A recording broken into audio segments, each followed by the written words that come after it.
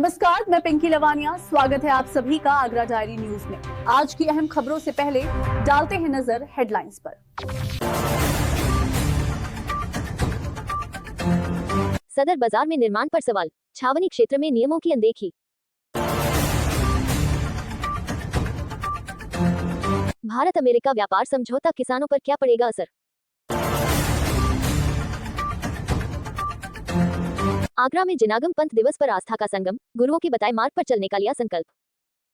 तो ये थी आज की हेडलाइंस। अब आइए शुरू करते हैं खबरों का सिलसिला विस्तार से।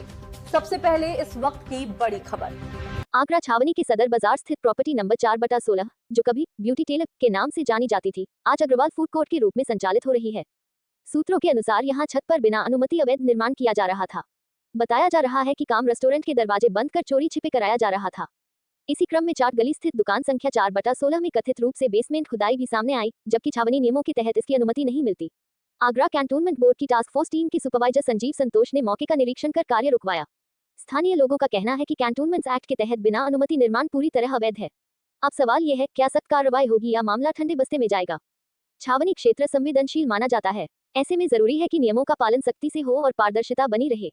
अब निगाहें प्रशासन पर हैं, क्या होगी आगे की कार्रवाई? देखते रहिए Agra diary news. Camera person Mandeep Sharma के साथ नरेश कुमार की रिपोर्ट।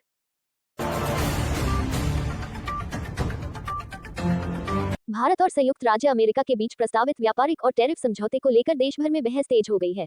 किसान संगठनों का कहना है कि अगर कृषि उत्पादों पर आयात शुल्क में ढील दी गई तो विदेशी सस्ता माल भारतीय बाजार में आ सकता है, जिससे स्थानीय किसानों की आय प्रभावित हो सकती है। हालांकि सरकार का दावा है कि यह समझौता निर्यात बढ़ाने, नई तकनीक और बड़े बाजार तक पहुंच दिलाने में मदद करेगा। सवाल यही है, क्या ये समझौता किसानों के लिए अवसर बनेगा या चुनौती? आने वाले दिनों में नीति की शर्तें तय करेगी कि खेत और किसान को कितना फायदा मिलेगा। जिलाधिकारी जी को ज्ञापन दिया, क्या समस्या है सर? सर्वप्रथम आपके चैनल के माध्यम से सभी देश के किसान भाइयों को प्लस हमारे साथ जो भी हमारी इटावा जनपद की टीम आई, मैं उसका बहुत बहुत धन्यवाद देता हूँ। और आप सबको अवगत कराऊँ, जो आज हमने जिलाधिकारी इटावा को ज्ञापन दिया है, वो भारत और अमेरिका के बीच जो व्यापारिक समझौता होने जा रहा है, तो प्रस्तावित व्यापारिक समझौता है, उसमें किसानों के हितों को देख करके जो वहाँ से फ्री ट्रेड एग्रीमेंट का जो बात चल रही है, उसी के लिए हम लोग यहाँ पर आए और हम लोगों ने दिया।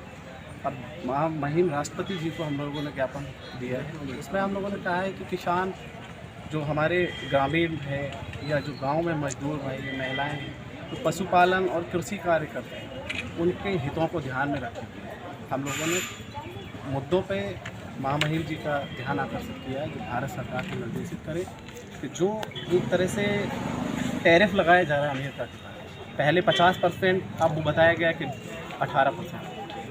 समझने की बात यह है कि पहले जब हम लोग अमेरिका के साथ व्यापार होता तो उस पर 2.9 लगता है, अब ये बढ़कर 18 हो। हम ये चाहते हैं कि आने वाले जो ये समझौता है, इस समझौते में किसान के हितों को ध्यान में रख करके सरकार इसका फैसला ले, जो भी डील हो उसमें किसानों का हित पहले से रखा है। अब निगाहें समझौते की अंतिम शर्तों पर टिकी हैं, क्या किसानों के हित सुरक्षित रहेंगे?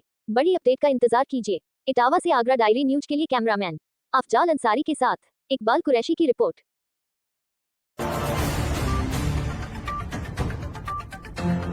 आगरा के निर्मल सेवा सदन में जैन समाज द्वारा जिनागम पंथ दिवस श्रद्धा और भक्ति के साथ मनाया गया।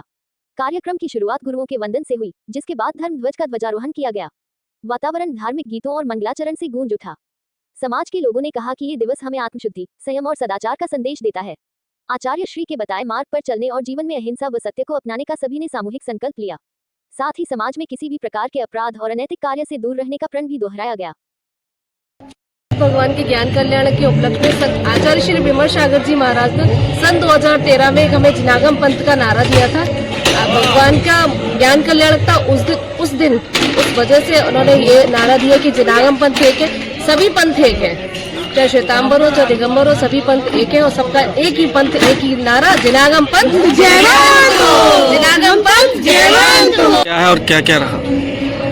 जय जिनेन्द्र, जय विमर्श। मेरा नाम विश्वजीत जैन है।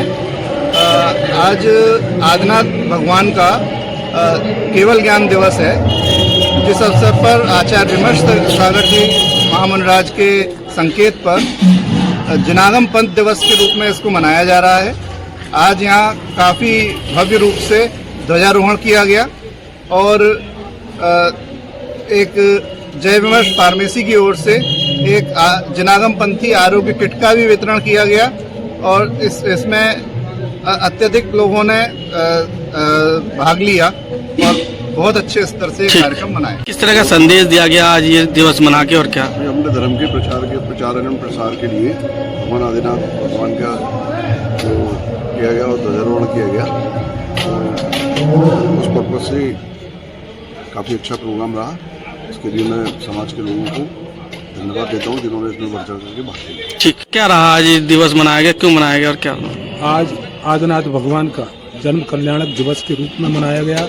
उसके बाद आचार्य 108 विमर्श सागर जी महाराज के आशीर्वाद से यहाँ 13वां जिनागम पंथ कार्यक्रम का आयोजन किया गया, जिसमें बड़ी संख्या में महिला एवं पुरुषों ने भाग लिया और ये कार्यक्रम एक भव्यता के रूप में आज यहाँ मनाया गया। आचार्य श्री ने जो नारा दिया, जिनागम पंथ जयवंत हो, उस नारे को आज यहाँ से यहाँ ही नहीं पूरे भारतवर्ष में ये कार्यक्रम मनाया जा रहा है। इस कार्यक्रम की भव्यता को देखते हुए सभी को मेरी ओर से और शिपी टोला जैन समाज की ओर से बहुत बहुत शुभकामनाएं, बहुत बहुत बधाई। जिनागम पंथ दिवस पर लिया गया ये संकल्प केवल एक परंपरा नहीं बल्कि संस्कारों की विरासत है। आस्था, अनुशासन और सदाचार का ये संदेश समाज को नई दिशा दे रहा है। आगरा डायरी न्यूज के लिए शीतल वर्मा की रिपोर्ट। खबरों में अब तक के लिए बस इतना ही। अगर आपको हमारी खबरें पसंद आई हो तो वीडियो को लाइक करें, चैनल को सब्सक्राइब करें और बेल आइकन जरूर दबाएं। धन्यवाद। Super Sunday weekly news blog, सोमवार से शनिवार तक की आगरा की बड़ी खबरें कमिंग सून सिर्फ आगरा डायरी न्यूज पर। आगरा की हर बड़ी खबर सबसे पहले देखिए आगरा डायरी न्यूज, आपकी आवाज, आपका शहर।